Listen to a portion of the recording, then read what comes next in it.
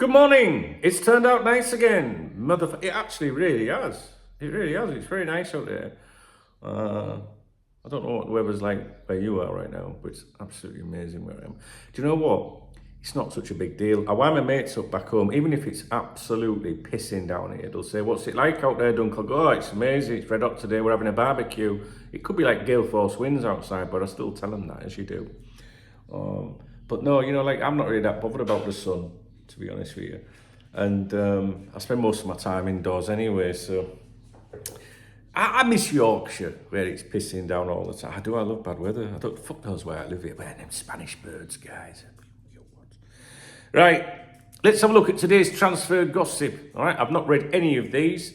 I just thought we'd try and do a quick video. A quick video for me is usually about 30 minutes. All right, so put the kettle on. No, we shouldn't be here too long. I haven't seen any of them. The Telegraph. Argentina forward Lionel Messi, 35, could follow Portuguese rival Cristiano Ronaldo, 38, to Saudi Arabia in a £320 million a year move to the Gulf state after confirming he is leaving PSG. £320 million a year. I'm sorry, guys, but that is absolutely ridiculous. 32 million a year is ridiculous. 3 million a year is ridiculous. Oh, man, listen, if you're a young lad or a young lass and you've not had any kids yet, right, when you get it on with someone in a relationship and you have a child, right, pray to God it's a boy and coach the fuck out of that little fucker, right? Do you know what I mean? Because you will never have to work if they turn out to be a decent footballer. My grandson's at it. He's just turned 7 as Harry. And he's playing for Scarborough under 7s, I think. For when I say think, I'm not sure the age group in now. I guess it's still under 7s. For Scarborough Athletic. So I'm like that. Please progress. Only for him. For his own personal achievements. Nothing to do with financial rewards or looking after granddad when I get to that age where I'm pissing myself and that. Right. But 320 million a year. That's absolute insanity. Guardian. Saudi club Al Hilal could be rivaled for Messi's signature by Major League Soccer side Inter Miami, co-owned by former Manchester United England superstar David Beckham. Real Madrid are in talks over a move for Borussia Dortmund's England midfielder Jude Bellingham, 19. Can you believe he's only 19, that kid?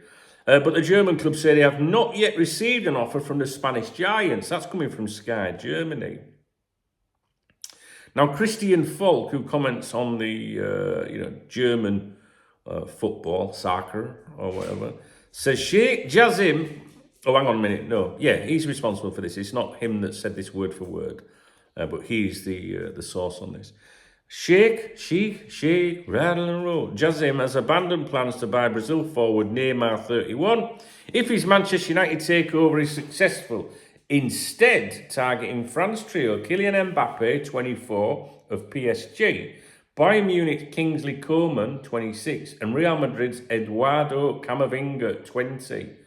Camavinga, he was been linked with us a few times in the past, hasn't he? The Mail. West Ham's England midfielder Declan Rice, 24, Bayer Leverkusen's French forward Moussa Diaby, 23, and Crystal Palace player Wilfred Zaha, 30, of the Ivory Coast, and England's Mark Gouy. I'm like with names, guys. If it's not Jack Daniels or John Smith, I can't fucking pronounce them. He's 22. Are among Arsenal boss Mikel Arteta's 6-man summer wish list. That's from the Daily Mail. 6 players. Declan Rice, obviously, mooted as a potential Liverpool target. I would love to see him brought to Liverpool, I've got to be honest with you. And I think I mentioned this yesterday, maybe on the podcast. I think it was around 18 months ago. You know what my memory is like. We were heavily linked with him at one point. But I think that the valuation was exceptionally high.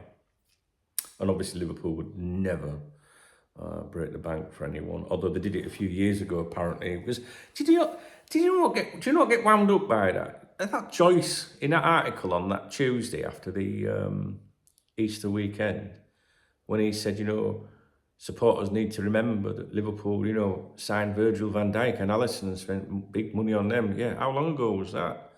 And I saw a real good comment today online that said, we've passed on certain midfielders for the last couple of years or whatever to sign Jude Bellingham.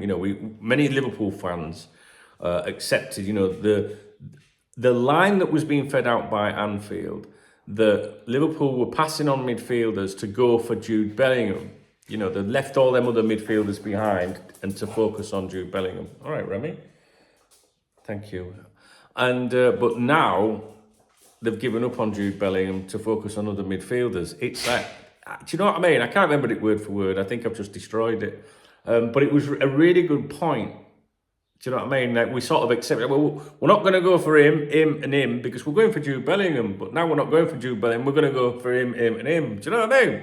I think you get what I'm trying to say. It's early in the morning, guys.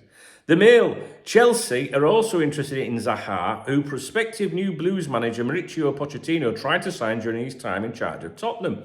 Now, Zaha was heavily linked with us on a summer transfer deadline day. That'll be a couple of years ago now, I think. Maybe even 3. I don't know, 2 or 3 years ago. I don't know what you guys think of it. He's 30 now. At one time I thought maybe, but, I don't know. I guess I'm not suggesting that we would have any interest in Zaha or that we should go for him. I'm just pointing out that he was once heavily linked with us, and it all happened on a deadline day. It was like, I wonder if he's going to be one that Liverpool are going to go for, Obviously not. The Metro. Tottenham have made former Liverpool and Spain midfielder Xabi Alonso, who is manager of Bayer Leverkusen, their top target to become Antonio Conte's successor, after ex-Bayern Munich boss Julian Nagelsmann's wage demands put Spurs off the German. Alonso, he's doing all right, Alonso, isn't he? I think he took over Bayer Leverkusen in October last year, and they were second from bottom in the Bundesliga. And at the last time I looked at the Bundesliga table, I think they may have been 6th, maybe 8th, but somewhere 6, 7, 8, somewhere like that, 6 or something. He's such a nice guy, such a lovely Liverpool player, wasn't he? All that drama with Rafa, as Tom Hicks would say.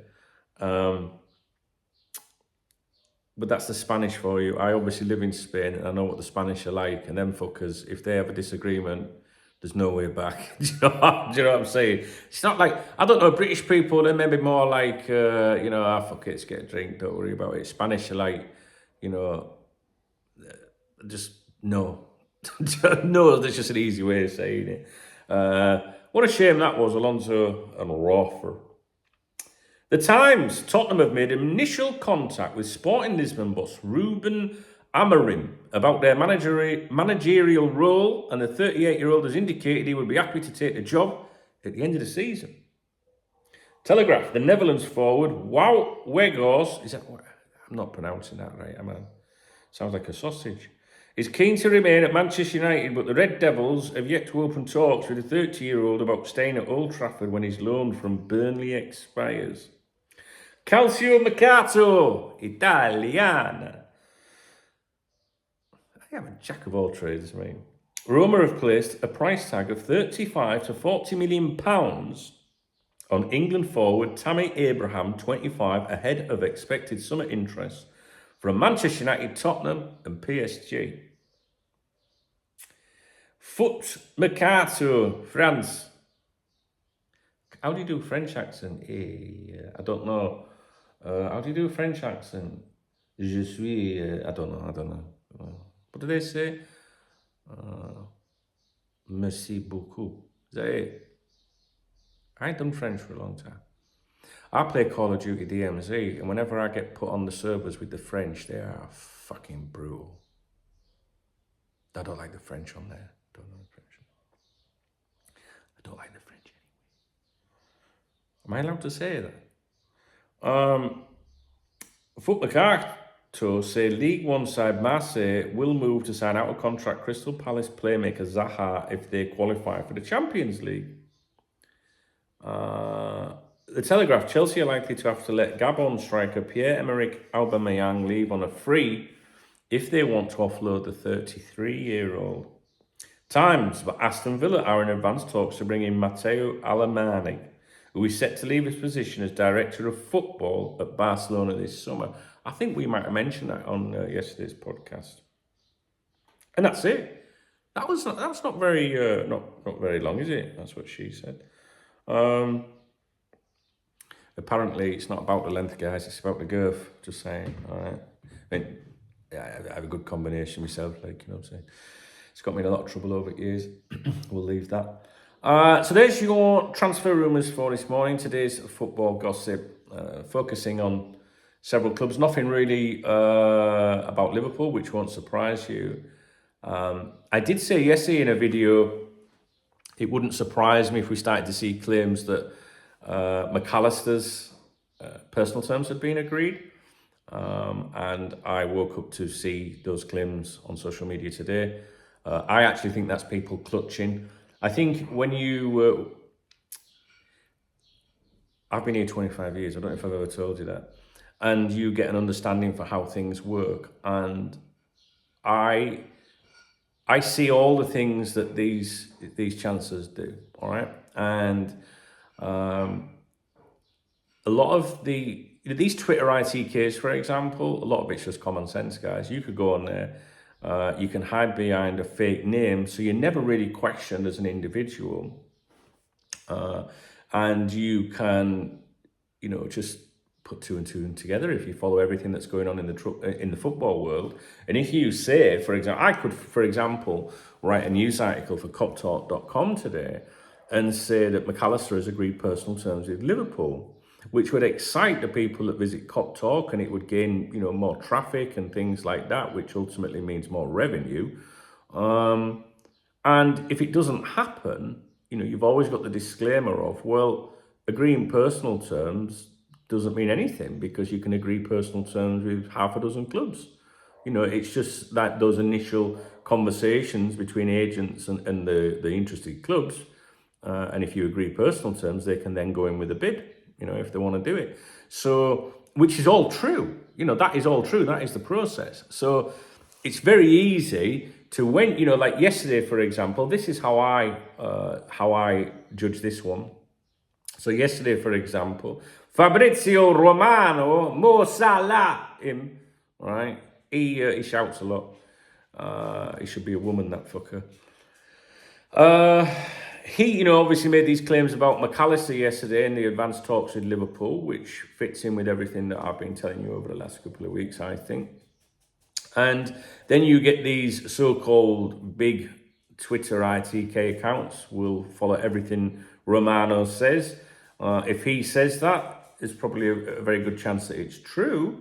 Even though he's a tapping merchant himself, he basically monitors everything in the world and all these journalists, but he does have genuine friends with agents and media, journalists and things. I do know who some of these people are that know Fabrizio. And these big Twitter accounts then go, oh, Romano's saying that, so I can now have agreed personal terms. And they say it first, right? They say it first, so that 2 or 3 weeks down the line when something happens, they can go back, or even months, they can go back and retweet that and say, look, I knew all along. Now, if it goes pear-shaped, they just leave it. They don't reference it. But if someone questions them, they say, well, yeah, he agreed personal terms, absolutely. But he may have signed for Manchester United now, but he agreed personal terms with them around the same time. So it's a big game of bluff.